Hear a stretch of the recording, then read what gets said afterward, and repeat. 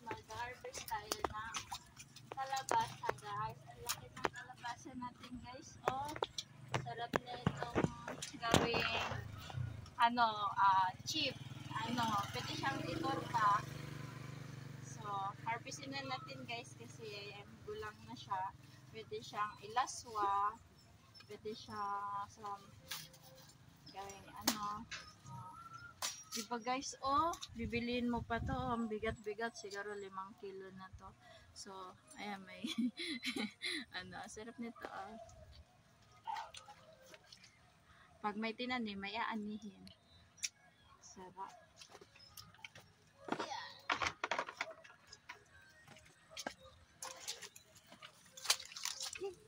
Tignan natin to guys na tapos yung gumagalaw. Tapos ayan, ang taba ng alubati guys.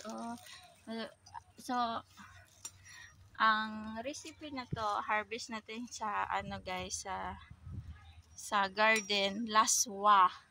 Lalaswahin natin to. Kung sa Ilonggo, laswa. Mayroon tayong kalabasa, laswa, alubati. So ayan.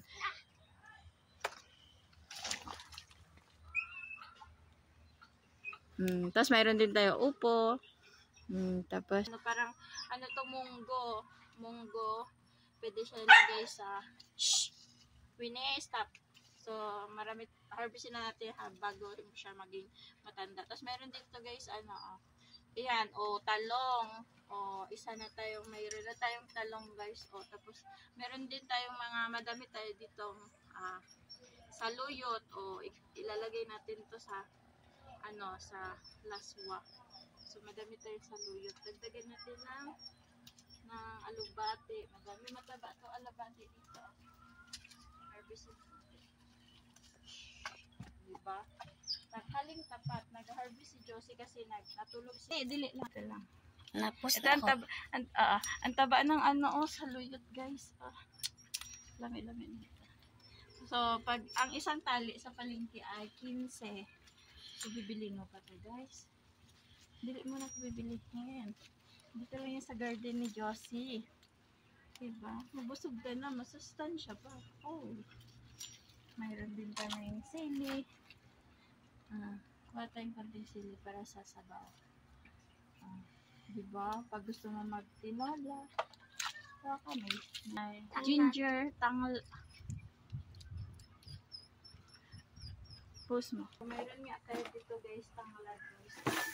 Mawasan na natin to. Marami tayong tanglad dyan pa nga siya. Ayan.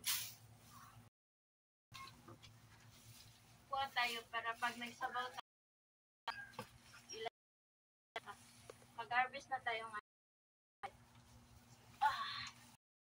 Magsasabaw tayo, ilalagay. Diba?